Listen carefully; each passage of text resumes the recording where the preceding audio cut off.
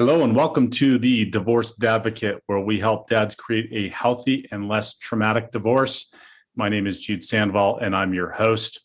And our topic today is 5 ways to overcome emotionally distant father-daughter relationships. As most of you who listen regularly know, I have 3 daughters who are currently 16, 14, and 12, but we're 6, 4, and 2 when I started the divorce process. And so I've gone through almost a decade here of raising them post-divorce, and wanted to share some insights and tips around the relationship. But before we jump into it, just a reminder that the divorce quiz is up at the website at thedivorcedadvocate.com. It's a great tool to help you gauge where you're at in your divorce compared to others who have gone through it. It takes about 10 minutes and we'll spit out some immediate results for you.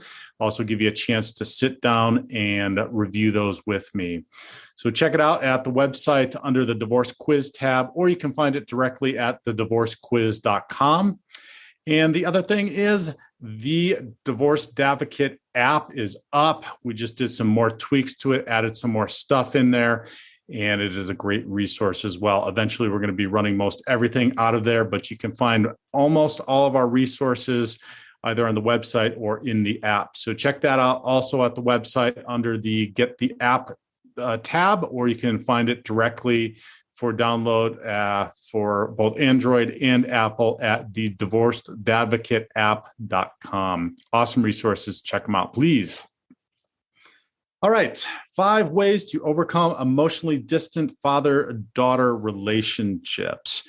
Now, if you're listening and you're in the middle of your divorce, this can be a difficult and challenging time to know and understand how to deal with and mitigate some of this process with your kiddos. And if you've got daughters, they if you don't already know this, then you will learn this, is that they kind of operate and function a little bit differently than we do as men, or more so as young men or little boys. And for me, it was difficult and challenging to just try to learn and get into the mindset of how they were thinking. And it's forced me to really learn some skills around how to approach and deal with things from the perspective of a little girl's way in which they go through things. And so, this is it's not a good or bad thing. It has helped me to get more in tune with them and to understand a little bit better their mindset. And so that's why I wanted to share these 5 tips. And I want to say that this stems from a great article at All Pro Dads. And if you guys have not stumbled upon All Pro Dads, it is a fantastic website. And this was a blog post that they sent out just this week that I put up on the website as well, talking about this. And I just wanted to elaborate a little bit more on these 5 ways to overcome emotionally distant father-daughter relationships. So the first one we're going to talk about is spend time with her and let her choose the activity. Now, if the relationship has become strained, and hopefully it hasn't, but really even if you've done everything right throughout their childhood, which we don't do, and you have a really good relationship with them, there are going to be times where it is going to be strained. Even now with my teen daughters and preteen daughter, there's times where things will get strained. And I have to go back, and a lot of these tips were good refreshers for me to look at and say, hey, okay, maybe I can do this a little bit better. And so the first thing you need to do is just work on connecting. And the best way to do that is to be able to spend time with her. If your daughters might are a little bit older and dependent upon the family dynamic that you had pre-divorce or during the time where you were married, there may have been a closeness or a bond that your daughter has created, or just kind of gravitated towards your wife or your soon-to-be ex or your ex-wife. And so getting to a point where you reconnect by spending time with her is going to be the best way to do that. And when I say that, I mean one-on-one. And this can be sometimes a little bit challenging, particularly if you have more than one, like I do. But making sure that you spend that time or carve out that time to spend it with them on a one-on-one basis. And she'll most likely be inclined to let down her guard if she's been closed off from you, if you are in those one-on-one situations. If you're with the other, so I find that if we're all together, then it's really much harder for us to have an intimate conversation or closeness with one of them, because they might all be goofing around. And as you know, if you have siblings, then they all kind of fall into their personas that they have as whatever, the oldest, the middle, the youngest, the clown, the serious, whatever that might be. And so trying to connect on a more deeper level can only happen when you are spending time one-on-one with them. And let her choose the activity. This might be weird. This might be a little bit uncomfortable. It might be something that you're not used to. But also the flip side of that is you can schedule this in a manner in which you are just creating a date night. I do date nights with my daughters, and I have for years and years with them, so that they know, and it's even more important to me now that they're teens, so that they know and understand how going out on a date should look like with a man. And so I will also differently than letting her choose the activity, I will plan a date, and I will plan dinner and what we're doing and an activity, something obviously that I think that she would be interested in and would want to do. And that's different for all three of my daughters. But doing that as well is helpful in doing that one-on-one time. So create that time, spend time with her, let her choose the activity, or on the flip side, or not on the flip side, but in addition to, plan the date nights with her so that she also gets to see kind of what that is like. Number 2, care about what she cares about. And, if you want to connect emotionally, then you're going to need to invest your heart into what she cares about. And, it's a way of knowing what is truly important to her, what's in her heart and mind. And the more you know about that, the more you guys are going to be able to connect. And that can be a little bit challenging, particularly if they are into things that are completely different or just foreign to what you might be into. And so one of the things recently for one of my daughters is she got involved with soccer, which is great. It's a sport which is more in my wheelhouse, having grown up being an athlete and competing at a high level in athletics. But it was soccer, and I have absolutely zero experience in soccer, and frankly, zero interest in soccer too. It's just never been one of those sports that has appealed to me, and so I literally knew nothing or much about soccer other than being able to kick the ball around. And maybe I think I played on a team when I was in her age in junior high.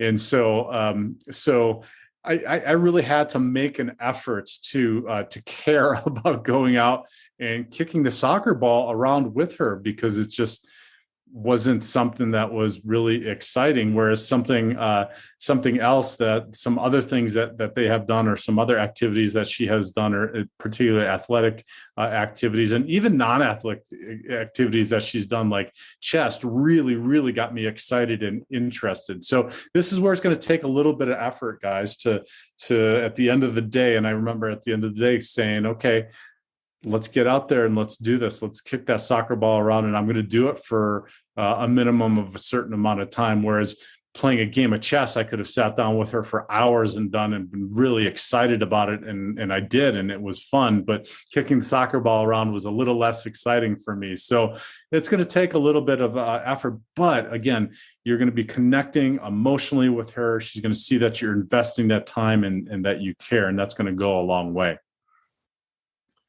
Number 3, ask her about her feelings and share yours.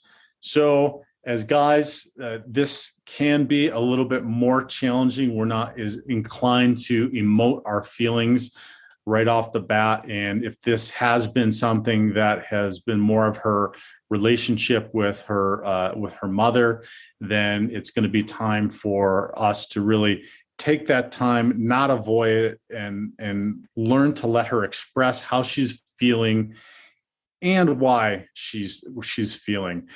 We implemented a feelings check-in once a week at one point to just make a conscious effort. And we did this around our dinner time. And we would go around and we would just check in with our feelings and talk about different things. And it was a great opportunity for me to really embrace learning to do that and being open, because for me, being stoic a lot of the time, particularly going through the divorce and hiding how sad I may have been or the emotions that I was going through, was how I handled it. And so once I started to really get into this, and I'll be honest, it really helped me grow in learning to express my feelings and emotions, and knowing that it is okay to let them know that how I'm feeling. And that just opened up the opportunity, that vulnerability opened up the opportunity for them to be able to do that for me. Because the last thing I wanted, and I feel like the last thing we really want for any of our kids, is to feel like that they have to keep those feelings inside and not be able to share them with you. And as uncomfortable as that might be in the beginning, I can say now that, man, I just the other night, I had a close friend that passed away, and I was obviously extraordinarily upset about it. And so I was able to just let my daughters know what had happened. They saw that I was visibly upset about it, but it wasn't uncomfortable. They were empathetic and caring and kind and able to talk with me about it. And then in the subsequent days, they were comfortable in saying, "How are you doing?" And vice versa. I'm able to do that with them when they're going through their stuff as well. So make sure to cultivate that opportunity, because it really is an opportunity, and it will help you as a man to be able to share those feelings. And just a couple of tips in doing that is, when they are sharing, and this is very often the case, is and I'm going to go into this in a little more detail, is just don't cut her off, and definitely don't feel like you need to fix or solve everything. Okay, this is the masculine identity that we have, and the masculine energy that we have is that we want to come up with solutions and answers right away. So if she's sharing how she's feeling about something and talking about why that is, you don't have to jump in with an answer. Just listen. Just empathize is really a great one. And what I mean by empathize, that can sound like, oh, I can't imagine what it's like to or what that feels like, because probably you don't, because you don't quite get what they're talking about, or why they're having that feeling, or what it might be. So that's a real easy saying is, oh, I can't imagine what that feels like. And then just be vulnerable with her about maybe your feelings too. And maybe if there's a situation that you can share, you don't want to shift the focus away from what she's going through, her feelings, but maybe by being vulnerable about something that is happening with you. And this can be during the divorce process. This can be about the divorce. It can be, well, I'm just feeling very sad right now about what's going on.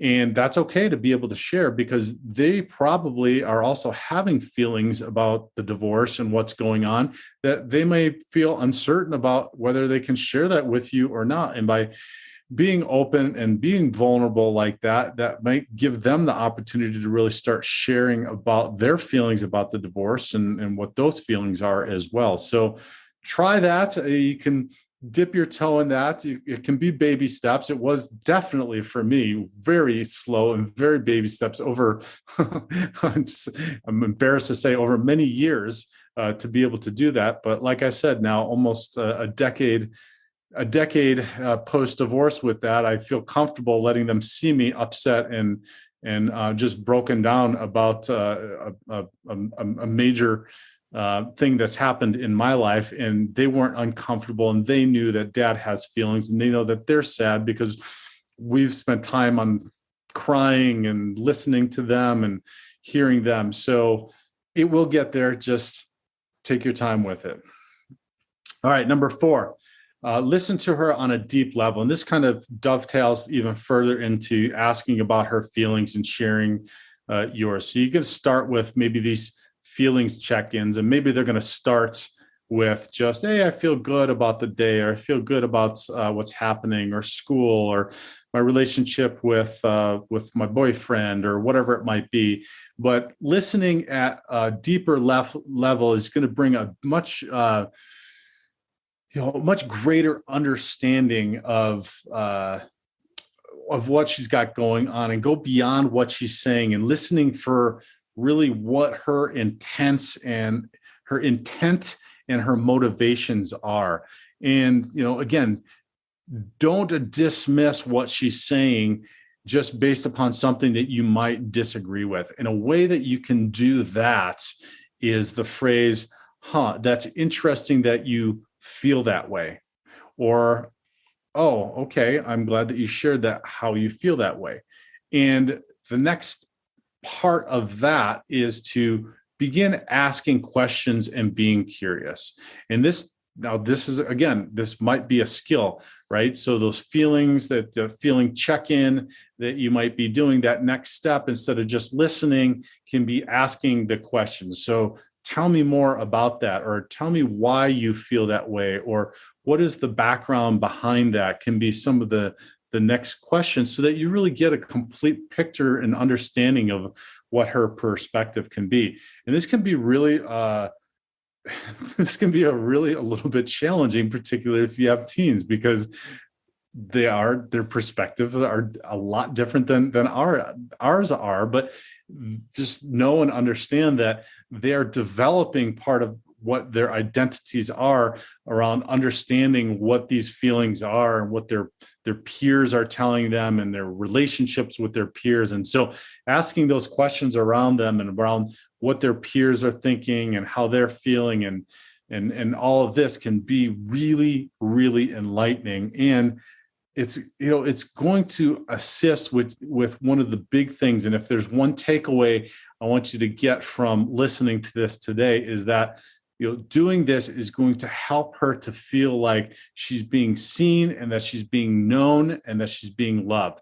One of the biggest things for the feminine, for women, is to be seen and to be heard.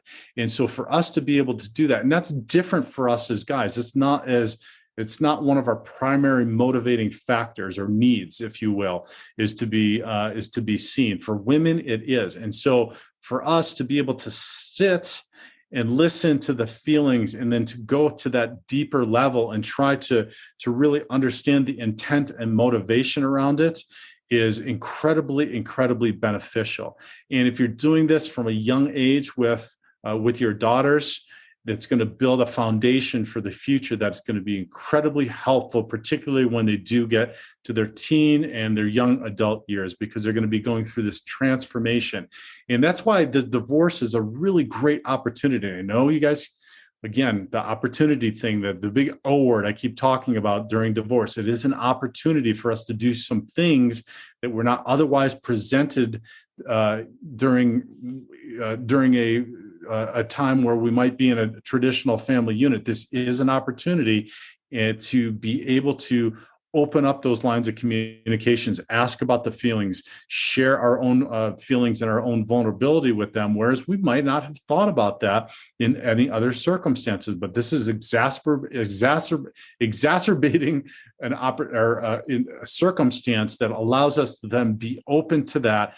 And if we can embrace that as an opportunity, even through all the discomfort and pain and challenge that it might take in order to do that, it's really going to build a foundation going forward for them and for you in your future with your relationship with them and other relationships too, potentially a future romantic relationship as well. You can think of it as a way to test this in an environment that is controlled and not as I don't want to say not as difficult as challenging, because it has its own difficulties and challenges, but maybe not as feeling as risky, because it's your daughter and not a romantic relationship. But anyway, that's probably a different podcast. So listen to her on a deep level. Ask those questions. Really try to get behind the intent and motivation that she has in communicating with you. And this fifth last one I just kind of touched on, which is lean into difficult moments. So, this is a difficult moment. This is a difficult time. And so really walk closely with her hand in hand on this. She needs to know that you can count on her when the going gets tough. And this is a tough time. She might be feeling low, but even if it's not, there are going to be times where she's feeling low, where she's feeling ugly, where she's feeling uncertain.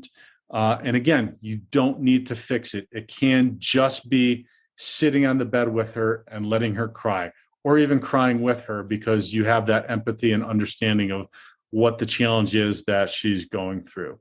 And so, what this is going to do is over and over and over, and staying committed to this is going to communicate to her that she's worth it to you.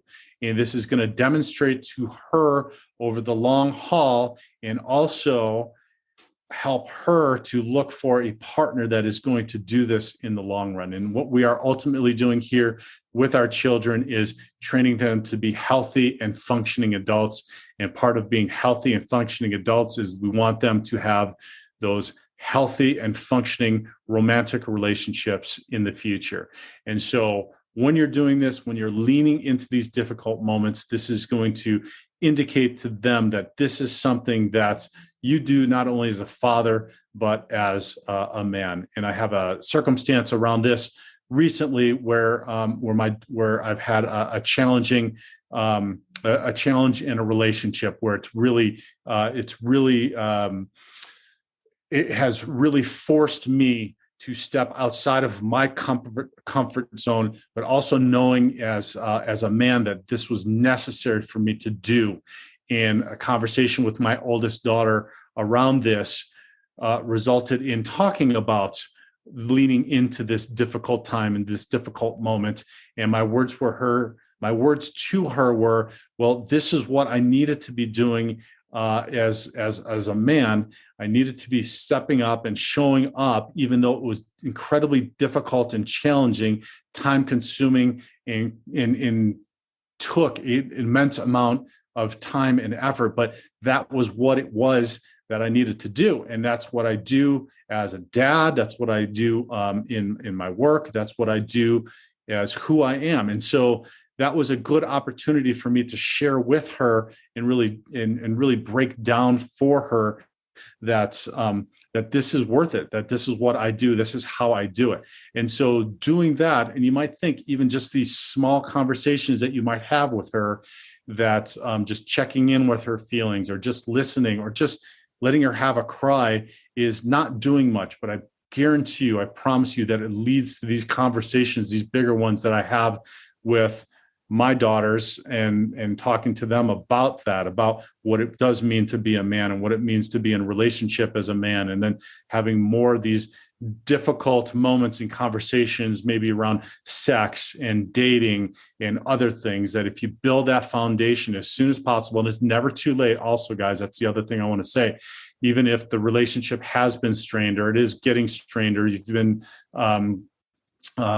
estranged from your daughter, it's never too late to start that, because then you're just starting to build and continuing to start to build that message, and give her that message that she is worth it. And it's never ever too late. So continue to do that and build that foundation. So let's go through those one more time quickly. That 5 ways to overcome emotionally distant father-daughter relationships. 1, spend time with her. Let her choose the activity. And also create and spend time where you're creating an activity and doing date nights with her. Number 2, care about what she cares about. You need to invest your heart in what she cares about, even if it's something that is not that exciting for you or you just don't know that much about. Take the time to invest in it, educate yourself about it, and schedule that time to be in it with her. Number 3, ask her about her feelings and share yours. Let her express how she's feeling and why she's feeling that way. Don't try to fix it. Just listen, create some empathy, share the phrase, "Oh, I can't imagine what it's like to," or what that feels like, and listen to her. The next step to that is listen on a deeper level and get really to the intent and motivation behind her. Don't try to fix it. Ask questions. Really try to invest in understanding where she's coming from. And then the final and 5th one is lean into the difficult moments. This is going to be difficult right now during divorce, so you're already faced with a difficult moment, but keep leaning into those difficult moments, even if it's difficult to just listen, to hear, to be there, to show up, if she's pushing you away, even to just continue to say, "Hey, I'm here if you need me," or trying to reach out to her.